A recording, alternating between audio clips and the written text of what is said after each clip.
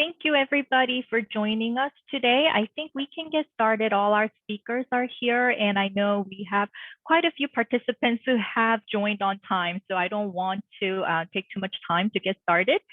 So good morning, good afternoon, and good evening. Thank you for joining us today for a briefing on the UN Public Service Awards program.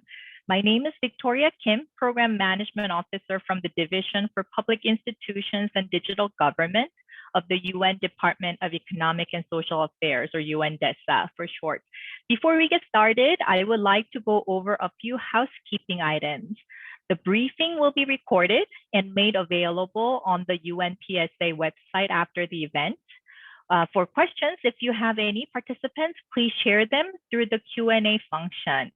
It will be answered by my colleagues throughout the briefing and during the Q&A session at the end. But please do refer to our submission rules and applicant's manual on the website. The submission rules are available in all 6 UN official languages. If you can also ask specific questions to our panelists after their presentation. If you do, please clarify who the question is for and post it on the Q&A window. Now, we will begin the briefing with an opening remark from Mr. Juwang Zhu, Director of the Public Institutions and Digital Government of UNDESA. Thank you for joining us today, Juwang. You have the floor.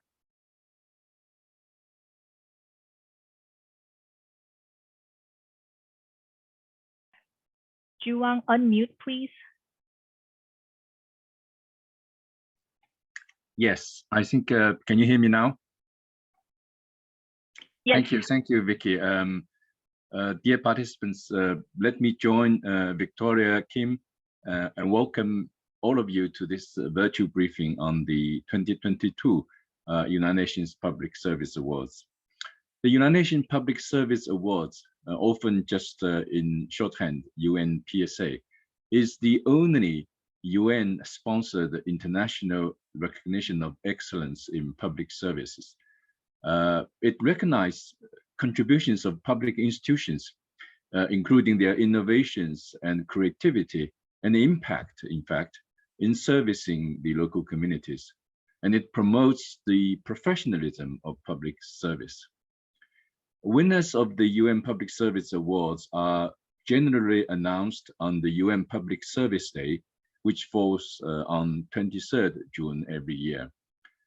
Both the awards and the UN Public Service Day have been actually recognized by the UN General Assembly as well as the UN Economic and Social Council.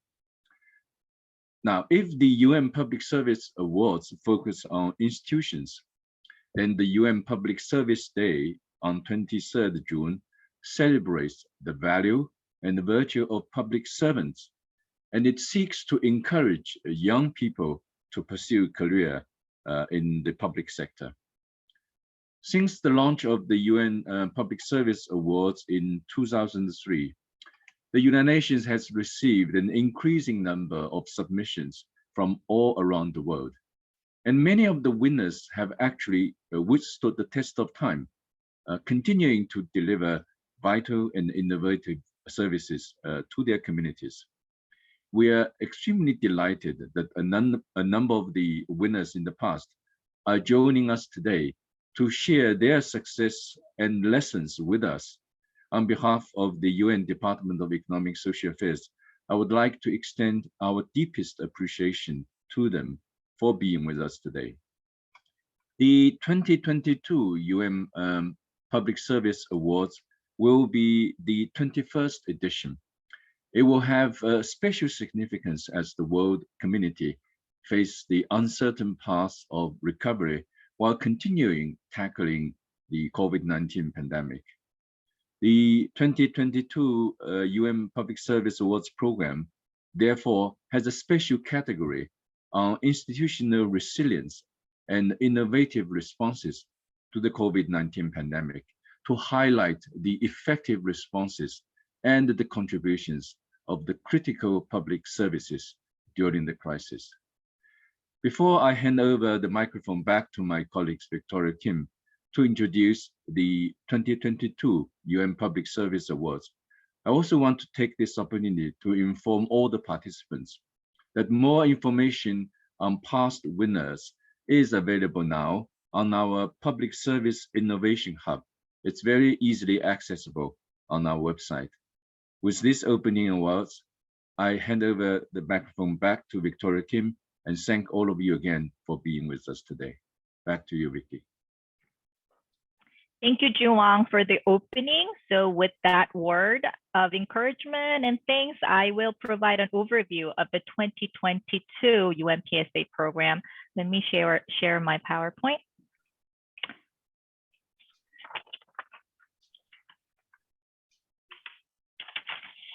The United Nations Public Service Award was, as mentioned by Juwang, was launched in 2003 to promote and support innovations in public service delivery.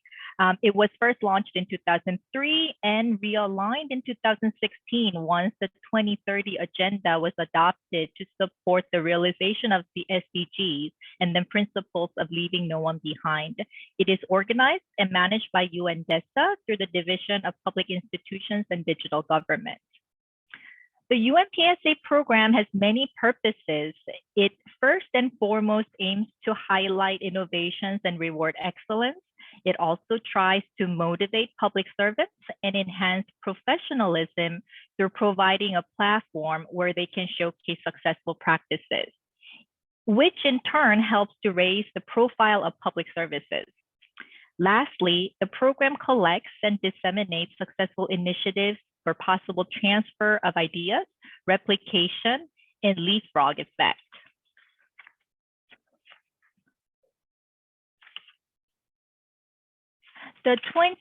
Every year, there are specific areas and categories the program focuses on. For 2022, there are 4 categories. First 3 categories are similar to that of last year's. The wording has been tweaked a little, but the same focus on fostering innovation for inclusive and equitable services and enhancing the effectiveness of public institutions to reach the SDGs. Also, there is continued effort to promote the gender-responsive public services as highlighted by category 3. A notable difference is that ICT and digital government have been streamlined to all categories. We have seen digital tools and technologies incorporated into many, if not most of all the public services delivery mechanisms in recent years, and regardless of the sector as well as the level of government. So it did not make sense to have its own standalone category. However, I want to make it clear that innovation does not necessarily mean digital delivery or technologically driven solutions. Innovation means new ideas, methods, and way of doing things. So please do not assume that we are looking for latest technology or bells and whistles that comes with it. We had past winning initiatives which didn't have any digital element in it as well. A focus should be on improved services and creative solutions to make most of the limited resources that many of the public institutions around the world are faced with. This year, we also have a new special category which focuses on institutional resilience and innovative responses to the COVID-19 pandemic.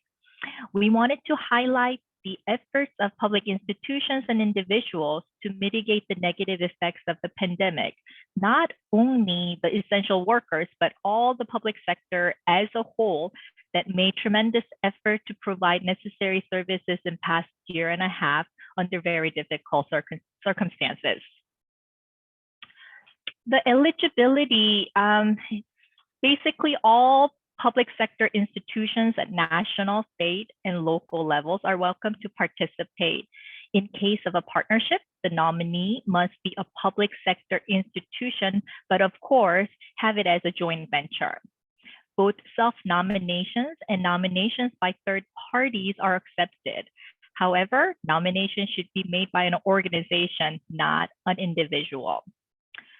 The initiative must have been implemented for a minimum of 2 years with demonstrated and documented impact, except for the special category. Since the special category is specific to the COVID-19 pandemic, the 2-year timeline does not work. So we are waiving the requirement to get the most up-to-date innovations on the ground for the COVID-19, but all applications would require necessary supporting documents and application form. For obvious reasons, a previous winning initiative will not be considered again, and to avoid the conflict of interest, the initiative must not be implemented by the United Nations system, which includes UNDP offices, legal agencies, and related affiliates. The initiatives will be assessed based on its alignment to the 2030 agenda and its significant impact to a group of population the initiative targets. Of course, it should be innovative, transferable in similar contexts. It should be sustainable, meaning that it should have a medium to long-term vision with lasting impact in mind. It should also engage relevant stakeholders in its design, planning, and implementation process whenever possible. The initiatives are clustered and assessed by regional groups. As noted, it follows the UN regional groupings of member states. The application is available on the website at publicadministrations.un.org/UNPSA. While the nomination can be made in any of the 6 UN official languages, it is encouraged to have it in one of the working languages of the Secretariat, which are English and French. The evaluation report is required. It does not have to be an external audit report, but it needs to demonstrate the initiative as well as examine that initiative is doing what it's designed to do. 2 letters of reference are required, but additional supplementary materials are optional. These can be case studies, project documents, newspaper articles, video clippings, but please note that all documents and materials must be in one of the 6 UN official languages, or they will not be considered at all. We just do not have the capacity to review these materials in various local languages. The application window for this year closes on Friday, 3 December, midnight, UN Eastern Time. Once applications are received, the evaluation process begins.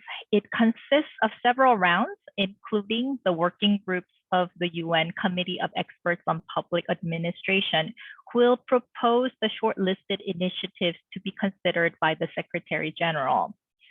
Each initiative is evaluated in the context of a given country and the region vis-a-vis the selection criteria and category. The shortlisted initiatives undergo a validation process to make sure the claims made in the application is accurate. It is possible to have shortlisted initiatives disqualified or award be revoked if submission rules and process are not observed, presenting false or misleading documents and information, inability to provide sufficient documentation to substantiate the claim, unethical behavior, including undue pressure in the evaluation and selection process. You can find all this information in the submission rules, as well as the step-by-step guide on application on the UNPSA website. Now, let me share a few findings about last year's UNPSA.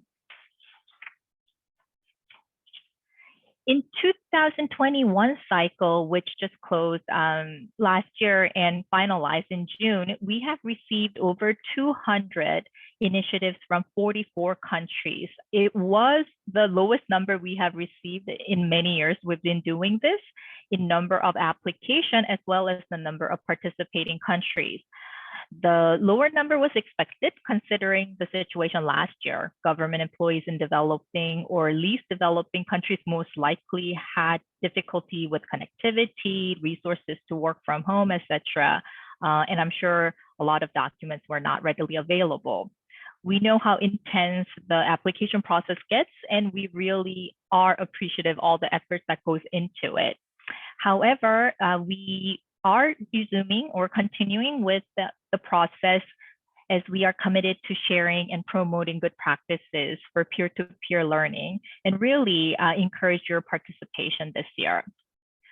In terms of the regional participation, Asia and the Pacific leads in terms of the total number of initiatives submitted, followed by Latin America and Caribbean and Africa. For the categorical breakdown, Category 1, fostering innovation to deliver inclusive and equitable services for all, accounted for almost half of all applications received, followed by Category 2, enhancing the effectiveness of public institutions to reach the SDGs. Gender responsive public services received 7%.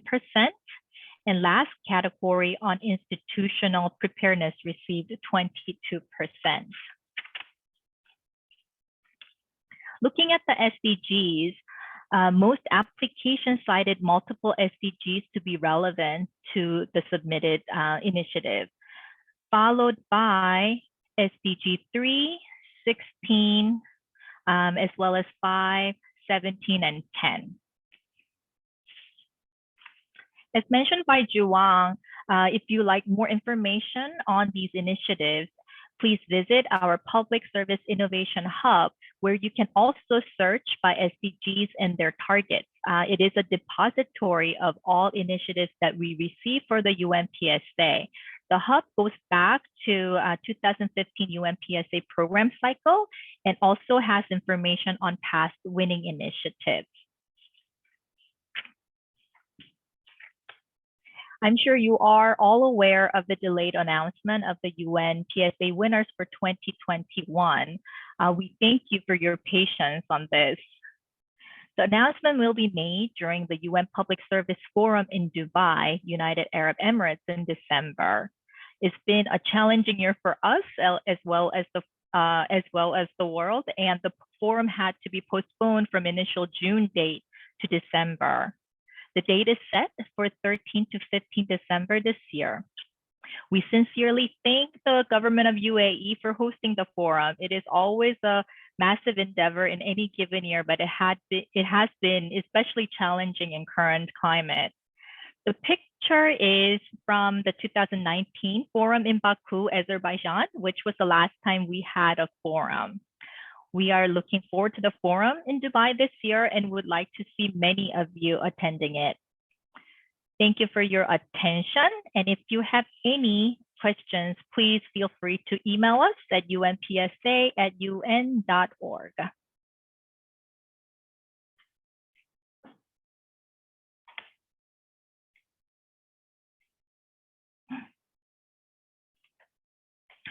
Did I not share the screen? Did you not see? Don't worry, Victoria. I shared it for you. Okay, great. Thank you so much. Okay, now for the more interesting portion.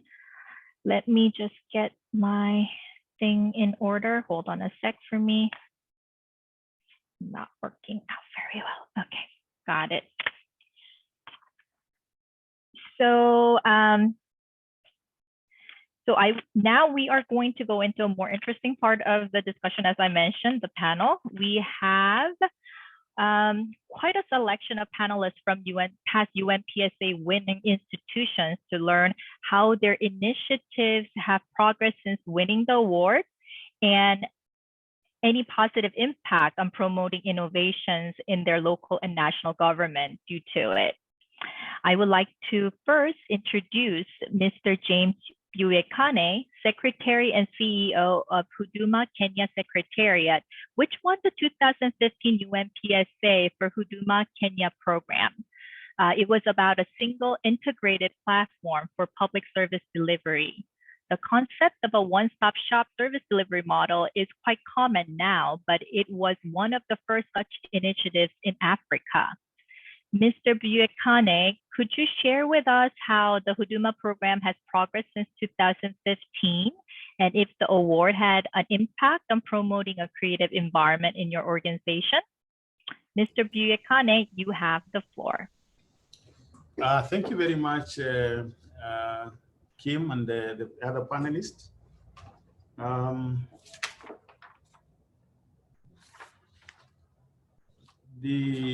Huduma Kenya service delivery program, key mandate is to transform the service delivery in order to ensure efficient, effective, and citizen-centric services through Mr. Buakane, sorry to Yes. cut you off, but your camera is off, just in case if you want to turn it on. Okay.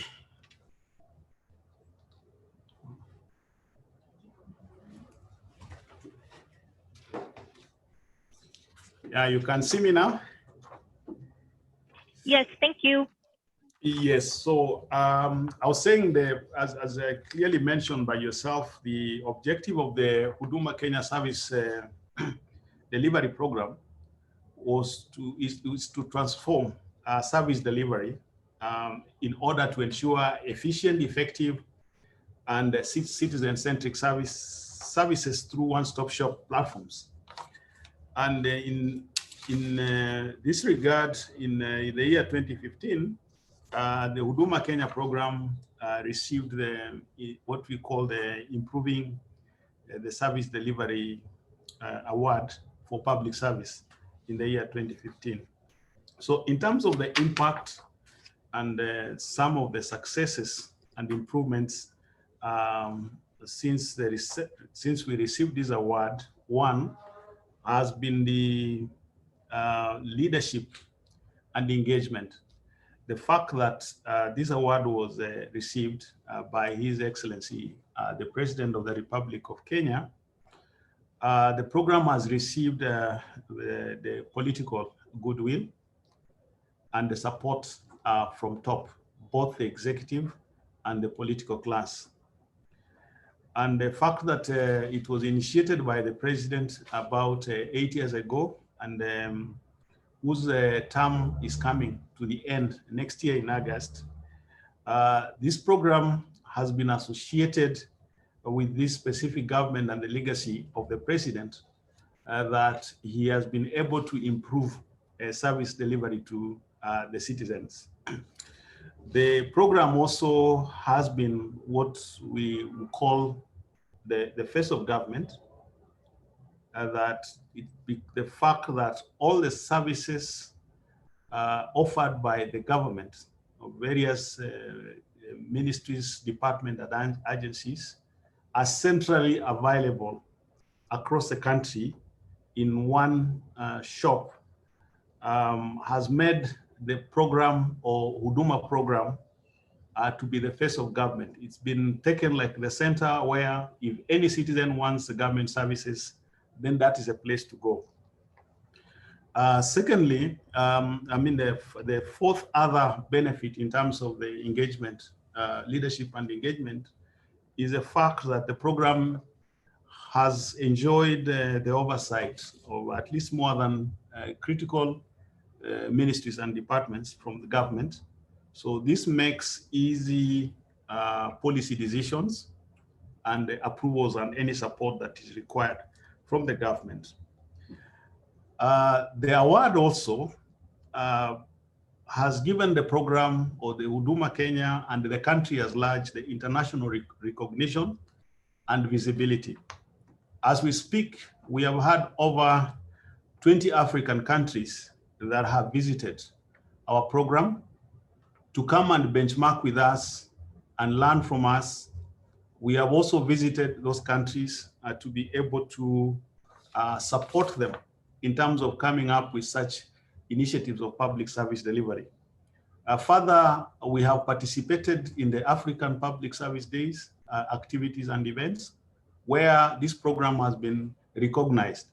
And we have also won various innovation awards in regard to the program. In terms of the benefits in the program, one is that the program has improved the ease of doing business in the country. What I mean is the fact that the issue of licensing, for example, when an organization wants to register to do business in Kenya, they used to move from different offices of government for them to be registered or allowed to do business in the country. But with this particular program, organizations or countries, investors just walk into one of the facilities of our program and are able to register for their businesses. And as a result, the index of doing business in Kenya has improved. Globally, I think in the year 2014, Kenya was number 159 out of 190. And last year, we were number 120 out, number 56 out of 210. So this has contributed immensely to the economic viability and business opportunities and companies that want to do business in Kenya. Number two is that the accessibility of the government services to the citizen has been made possible. We have 52 physical channels or Huduma centers across the country. The country is divided into 52 counties. So in each of those counties, 47 counties, and in each of those counties, we have these physical facilities. And in the city, we have an additional 3, which makes it 57. And through these channels, we have managed to serve, and we managed to serve at least 50,000 citizens every day. We have also, as a result, improved and enhanced our e-platforms or online platforms. And through our online platforms where we have automated and digitized these services, we are able to serve about 23,000 citizens in a day. We have also put in place what we call a government-owned contact center or help desk, where centrally in the country, any citizen can call and be able to inquire about any government service or any public service. And we serve on average about 600 to 900 citizens on voice alone every day. We have also enhanced the program to come up with what we call outreach programs. The outreach programs is a mobile programs where we take these services to the citizens where they are, looking at the diversity of the country and the versatile country where communication and infrastructure is difficult. We partner with the administration to be able to physically get onto vehicles and take the services to where the citizens are. And we partner with various organizations. And through these outreaches, we are able to reach at least 2,000 people per outreach. And across the 40 counties that we have, if you multiply that, we are able to reach over 80,000 people over a period of 3 to 4 months in a year. The other benefit that we have reaped out of this particular program in terms of its impact is that in this country, we have managed to anchor and entrench the culture of service delivery and customer service in the public service. So as we speak, this has become a deliverable, measurable metric in the performance contracts of the ministries and departments and agencies that offer services to the public. And finally, as I wrap up, yes. Okay, I was going to ask to wrap up. Thank you. Yes, I'm just wrapping up. Other benefits have been socio-economic impact in the country. We have youth empowerment programs, which we have initiated through this particular program. We have provided the youth free internet in the Huduma facilities where they come and do their innovations and activities to be able to support the program. We are in the process of launching a desk for reporting gender-based violence also in the centers, which is more accessible to such cases that we have. And then in terms of devolution of critical government services that are socially related, like cancer and other accessibility to legal services like the judiciary services, filing of cases, and then of course of accessing and reporting of assets which are lost or available or kept by the government. We have also opened up these desks to the Kenyan citizens. Now, in the post-COVID pandemic, we have managed to come up with a number of innovations to be able to support and manage crowd controls. We never closed during this pandemic because we felt that it is important for us to continue to enable the Kenyan citizens to go on with their life as usual. So we were focused on ensuring the safety of the citizens coming to the services, to the centers, and the staff offering the services to citizens in these centers. So in a nutshell, that is the status of the program and the impact of the award since 2015. Thank you. Thank you, Mr. Buyekane. It's great to hear the continued success of the Huduma program and the kind of impact that it's making for the overall public service delivery for the Kenya. We have another 2015 UNPSA winner from UAE's Federal Authority for Identity and Citizenship. I would like to introduce Mr. Mahed Ahmed Al-Bulush, who is head of the Digital Service Section. Mr. Al-Bulush, UAE has a sophisticated e-government framework in place. Your agency has a specific mandate not only to provide and manage its identification, but also guardian of a lot of personal data for services such as passport and entry.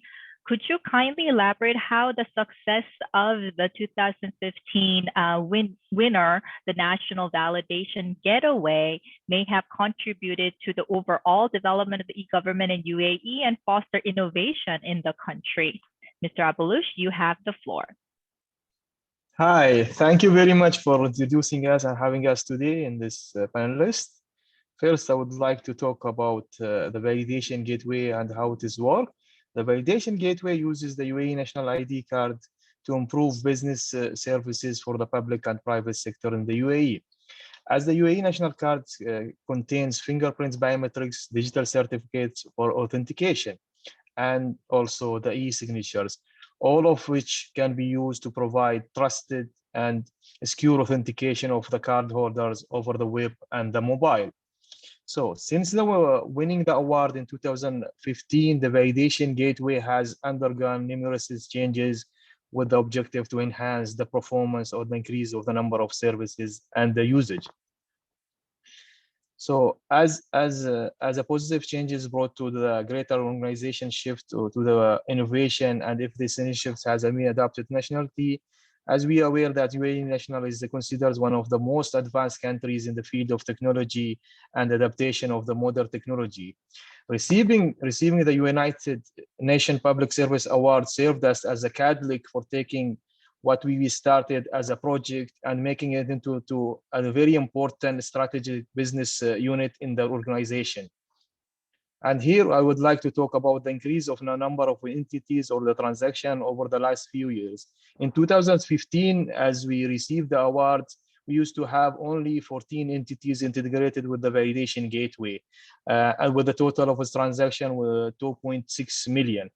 As of today, in 2021, from the beginning of the year until till date, we increased the numbers from 14 entities to 72 entities with a total of transaction of 71 million. And also in 2021, the new card, ICA was released the new card and with more features and benefits. As a result, the new VG or the validation gateway will be set up for the third generation.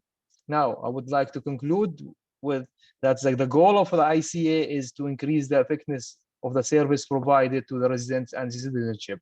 And during the pandemic, ICA was busy working on that. Now, the bigger reveal, also, I think we can give good news on that will be next week in the JITEX, where the ICA will be announcing a very new way of authenticating the user, which can be not only the quicker, than the current method, but also will be more convenient for the users also.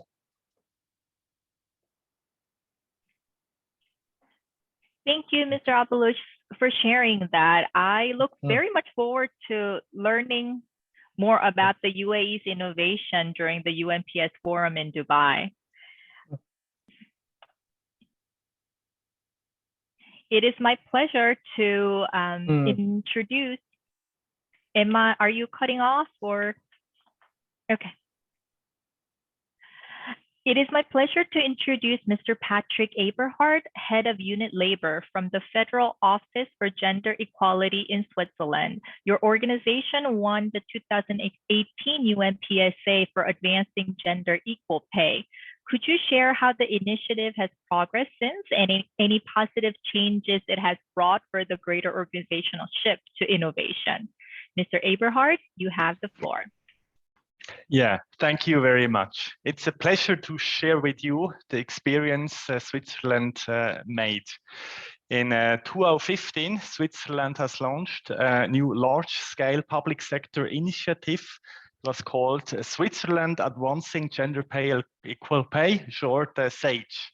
SAGE aims at eliminating the gender pay gap in the whole labor market with a special focus on the public sector's role of leading by example. SAGE consists of two main pillars. First, the development and promotion of a self-test tool named Logip, allowing companies to find out whether their wage practice complies with the requirement of equal pay.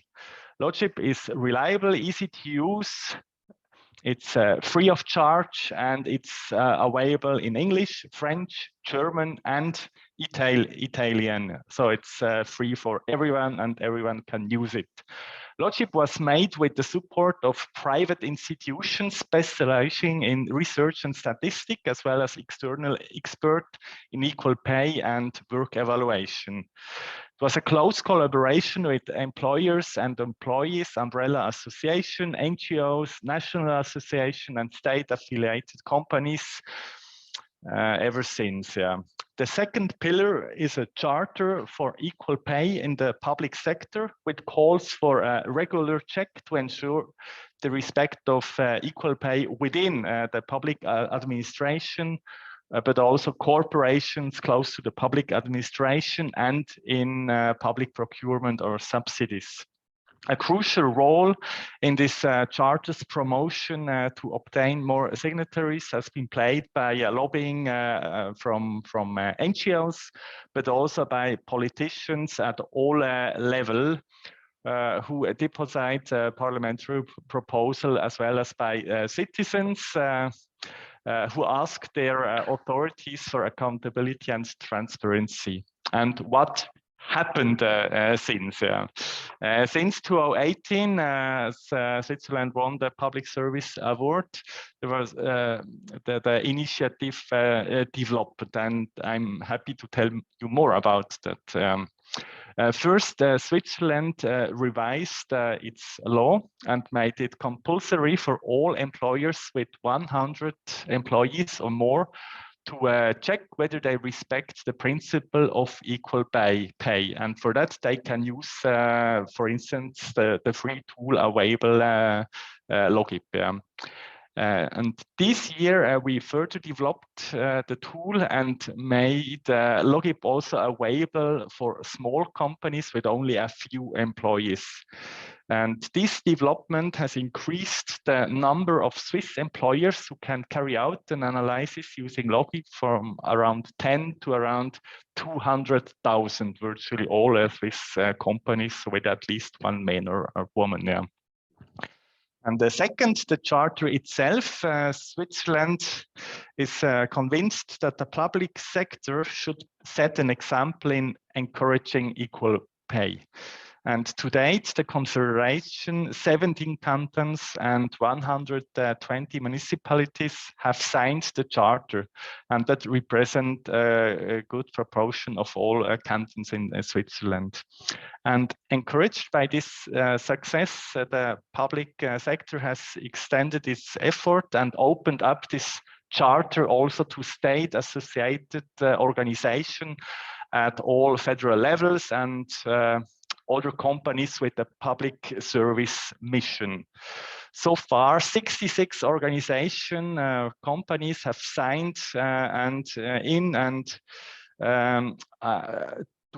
this way underline their commitment to promoting gender equality. And what have we learned from this process? First, regarding Logip. Many employers are not aware that they are breaking the law and doesn't respect equal pay. And it's still a challenge to convince them that they have to monitor their pay practice, since every pay structure can result in discrimination despite the best intentions they have. And one of the major concerns of employers, besides a lack of knowledge about performing analysis, is the fear of bureaucratic burden. And the fact is, Logip is a friendly, user-friendly web tool who has certainly helped pushing more employers to conduct an equal pay analysis. Regarding the Charter, the UN award helped us to mobilize some more actors from the public sectors, and this award gave us extra credibility to advance women's empowerment and equal rights. So far from Switzerland. Thank you very much for your attention. Yeah. Thank you so much, Mr. Eberhard. It's really great to hear that the gender equal pay has been legalized, and then public sector is taking the lead and setting the example on it, and also the outreach to the private sectors for more information and what they can do without too much cumbersome, bureaucratic procedure. So that's good to know. Now, I would like to invite our next speaker, Mr. Bangmu Lee, a counselor from the Permanent Mission of the Republic of Korea to the UN. He will be speaking on behalf of the Korean initiatives, as it's past midnight in Korea right now. Thank you for joining us, Counselor Lee. Korea has been active in sharing good practices of innovation over the years through the UNPSA program. Several initiatives have been recognized throughout the years, ranging from Clean Energy and Social Protection Initiative in 2015 to transparency of public funds and expenditure to Women's Health Initiative and Elderly Care just recently in 2020. Can you tell us about the impact of the initiatives have made and any replication to date? If you could highlight just a few examples given the limited time, that would be great. Councillor Lee, you have the floor. Thank you, Victoria. Thank you for giving me this opportunity to share our Korean winner cases. Among the winners from Korea from 2015 to 2020, I'd like to narrow down two winners, Songpa Solar Nanum Power Plant and Public Sanitary Pad Support Policy. Let me start with Songpa cases. Songpa is the city government under the Seoul metropolitan area. Nanum here, Nanum in Korean, meaning sharing, donating, giving. So you can imagine this project from the name. This is 2015 UNPSA winner under the category of improving the delivery of public services. At the time, while there were still vulnerable households with lack access to affordable energy, but a city government don't have enough budget to support them. So solution is simple. City government in cooperation with NGO who had experience and technology, built solar power plant at idle public spaces such as rooftop of waste recycling facilities and rooftop of rainwater treatment facilities, as shown in this slide. These two pictures, this is the idle public spaces. And then they operated plant and sold electricity And then all the profit goes to the climate change fund. And then using the fund, the city government supported the vulnerable people by helping energy bill pay and energy saving renovation, like changing old lights into LED, something like that. Next slide, please. Since the winning progress, Songpa established 5 solar power plants. First 3 was made in the rural area in cooperation with a sister county government. First 2, sorry, first and 3 to 5 is established in their city, Songpa city. And performance until now, electricity generation total more than 19,000 megawatt hour, and revenue $8.9 million US, and the profit is $1.6 million US. CO2 reduction more than 8,000 tons. Using that $1.6 million US, the city government supported the more than 5,000 vulnerable families with energy bill pay and so on. And also they changed the 184 welfare centers with energy saving solutions. And then they also established 11 renewable energy facilities at Mongolian and Vietnamese school in cooperation with each local government. Next, please. And after UNPSA winning, I'd like to explain the impact with 3 parts. First, benchmark new model. Second, accelerating service innovation. Third, responding climate change. After that, Songpa model became famous, and then many city government in Korea would like to learn that model. The special point of this model is mixture of environmental policy and social safety policy. So killing 2 birds with 1 stone. Then this new model adopted by Suwon, Pyeongtaek, Seongbuk, Dobong City, and Seoul Metropolitan City as well. And also private companies joined this model as their corporate social responsibility. For example, they made the solar power plant, and then using that the benefit, and they donate scholarship for vulnerable youth, something like that. And Gwangju, China, and Netherlands government came to here and visited and learned. And service innovation. Because Songpa was encouraged by the UNPSA, they tried more innovation. So one example in the field of energy saving section, and one example is cool roof coating. Using white painting, something like that, they saved energy from reduced air conditioning need in summer. And second was demand response in electricity trading market, which reduces electricity usage during peak periods in response to time-based rates or financial incentives. So that they can raise another budget, another benefit from participating that market. That's the innovation. And third, finally, actually last year, Songpa City launched Green New Deal Net Zero City Plan, which is the first city in Seoul metropolitan area. It is,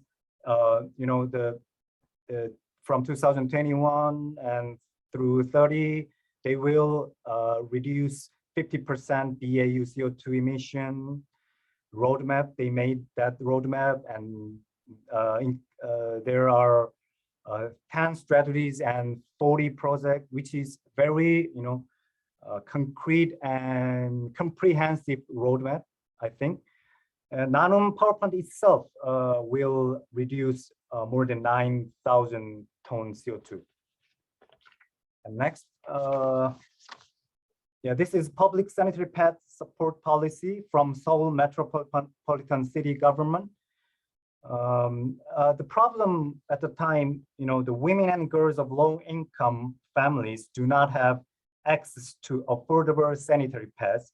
At the time, very, big issue in Korea because of newspaper, and so the girls were using the not hygienic materials for their sanitary use, such as shoe insole, something like that. And three solution: provide sanitary pads directly to the vulnerable women and girls. Second, make sanitary pads available at all public facilities. Third, improve reproductive health by providing accurate information regarding menstruation. Next, please. So since then, progress.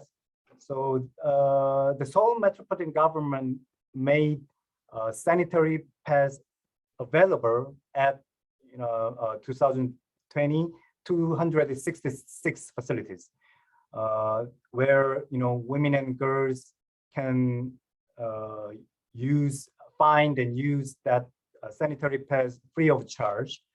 And they also provide the information through smartphone app, which is Smart Seoul Map. Secondly, they accelerated campaign and education by providing the accurate information and improved awareness, public awareness regarding the menstrual hygiene, and using the International Menstrual Hygiene Day, they campaign, and also through social next service, online education, they more than 60 times they provide education, and then finally they support vulnerable women directly. So this year, more than 1,000 women got supported, and also private companies joined this program, so they donated a lot. And next, please. So let me explain impact. After that, so the policy, national government adopted this policy, and Ministry of Gender Equality and Family launched sanitary pads voucher program last year, and the budget is $12.3 million US. They provide the free voucher for 11 to 24 years old low-income women and girls, $110 US. And also many local governments adopted this model. And secondly, private participation. So 81 private organizations in Seoul City have joined this public sanitary pads program, which they in their organization they provide the free of charge sanitary pads for their employees and the customers. More than 63,000 free sanitary pads are available in their organization total. So finally, the improving public perception. So as I mentioned before, providing accurate information and sharing menstruation experience. So growing awareness as universal health rights for women and girls. So because of that efforts, the Seoul actually amended their law, the Children and Youth Human Rights Law. And also this year, National Assembly Korea amended Youth Welfare Support Act. So that law mentioning the obligation of the government, city government and national government to support women and girls. Yeah, and the most important thing I think in the impact of that, the menstruation is not something to be shamed of and hide. It is a woman's natural health right that should be protected and recognized. That's the big impact in Korea. So let me conclude my presentation. There are a lot of impact because of the UNPSA, dissemination, replication, national adoption. But I think the most important impact is the innovation. Because of that PSA, the city government were encouraged to accelerate their innovation, and also they can broaden their minds into SDGs, something like that. That's the most important impact, I think. Thank you for your attention.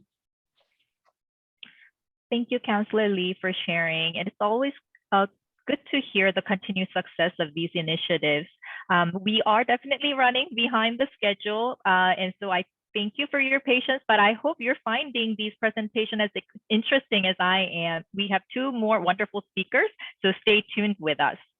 Now we have Ms. Daniela Schallart, the co-managing director of ABZ Austria. In 2019, your organization was recognized for its initiative, which offers training to refugee women and to identify possible career opportunities in the Austrian labor market. Ms. Schallart, could you kindly highlight the progress and the impact the recognition had on your initiative? Mr. Schallart, you have the floor.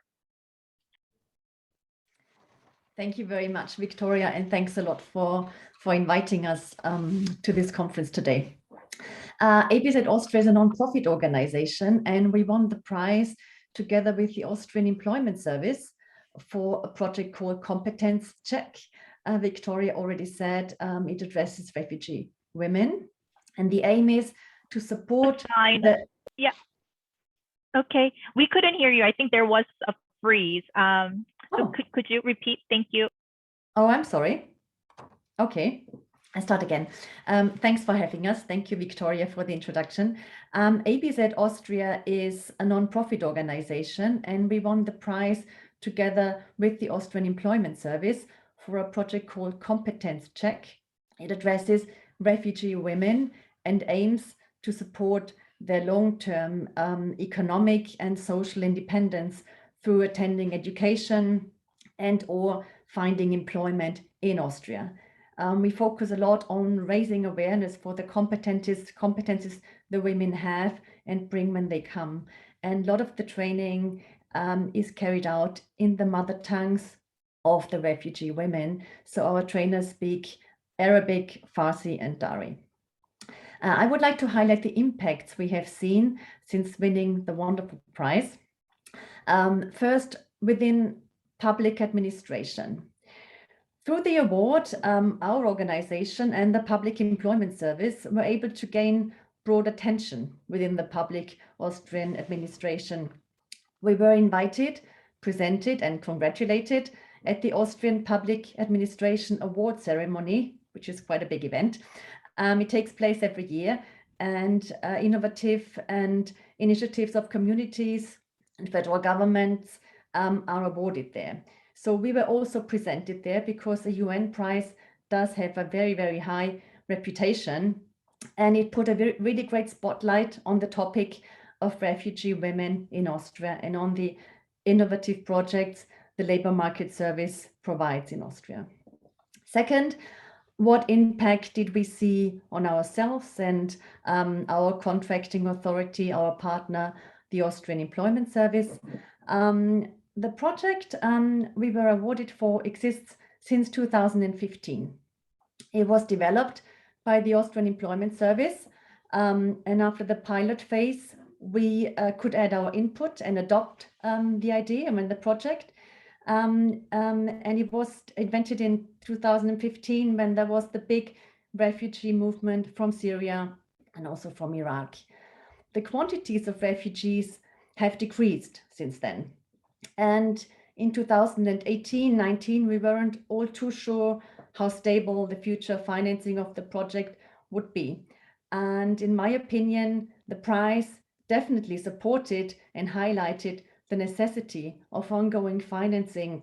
Even if there are less refugee women coming, it's still a very, very important project to have.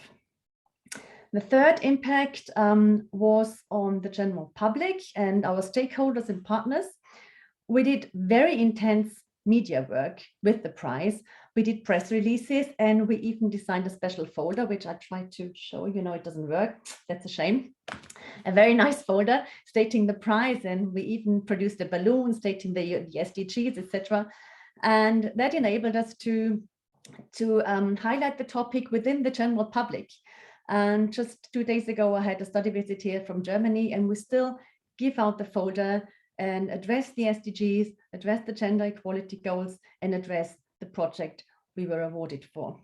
And the last impact, I would say, is that it has helped strengthen the SDGs in Austria. Our organization has become a member of SDG Watch Austria since winning the award, and we are a board member of a large Austrian umbrella organization, which combines 200 social enterprises. And ever since, the topic of the SDGs has been very present. We have been able to put it on the agenda, and now there are quite a few events addressing the topic, which I think is also a very positive development. Well, in my opinion, the impact has been very strong and very broad, and we are still very, very pleased to have received the prize. And I want to thank you, the United Nations, again for having chosen it, as we think it's a very important topic that needs to be addressed worldwide. And prizes like this open up perspectives and enable international cooperation, and that's great. Thanks for that. It's great to hear the award is doing what it aims to do, and it's wonderful to hear that winning the award did create public awareness as well as some resource mobilization that is always needed in public sector, and especially for programs like this. I know often it is everybody understands and agrees that it is important, yet there isn't enough funding available as well. So it's good to know that it created some momentum. Great. Thank you. We have our last speaker, Ms. Aurora Lara, User Service Department Head from Chile Compra. The organization was recognized in 2019 for implementing measures to encourage more women to participate in the public marketplace. Ms. Lara, could you share with us how the program has continued to improve in past few years? Thank you. You have the floor. Good afternoon. Thank you for the invitation to this meeting. Thank you also for the prize. Because of the prize, we have been able to bring this conversation to the table and implement the policy that we still maintain in Chile Compra. This work served to lay the foundation for intersectoral work and has been highly valued for companies led by women and by institutions that work for the incorporation of women in the economy. But on the other hand, it should be recognized that it hasn't been easy to increase the participation of women in public purchases. We detected some of the following challenges that we are currently facing, and I think it's important to know because we see that as a long-term work. First of all, a cultural theme. A profound cultural change is required on the part of the purchasing officials of the state agencies, considering that public purchases in Chile are decentralized and each entity is autonomous and responsible in its purchasing requirement. We have detected in some cases that many public buyers are not in agreement or convinced in applying affirmative measures towards women in these purchases. Secondly, affirmative measures compete with first-order objectives in public procurement, known as the primary objectives, which are related to better use of public resources and obtaining greater efficiency and savings.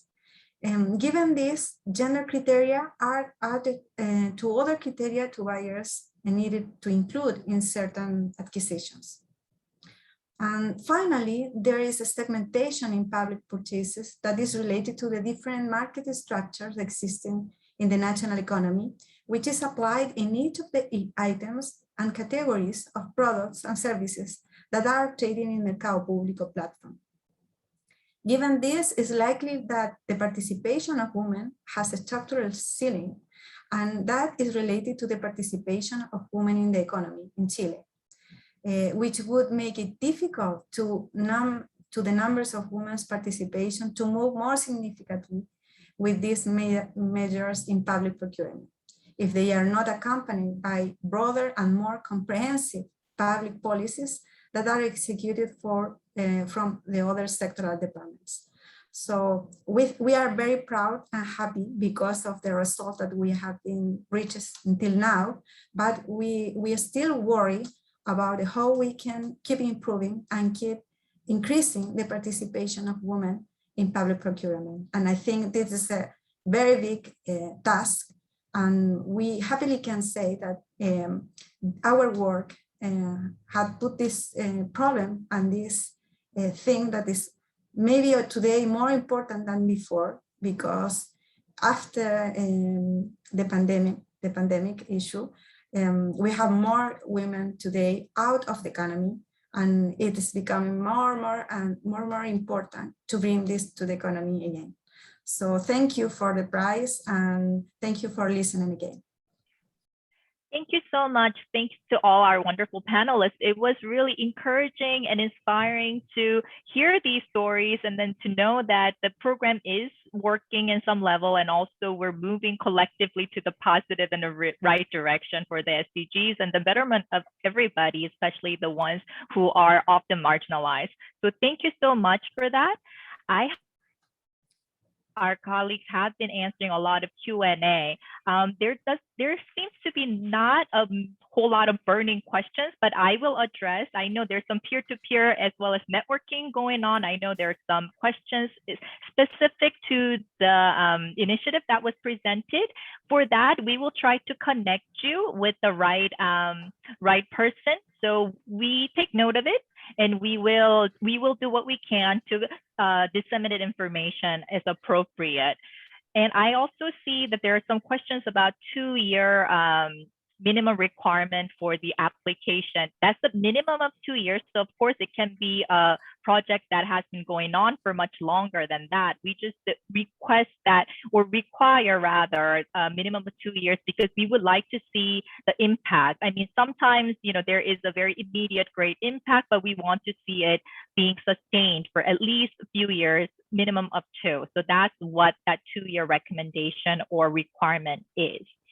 So knowing that we have gone over time, and I also understand it's outside of the normal business hours for many of our participants and panelists, so I don't want to hold anybody captive for too long.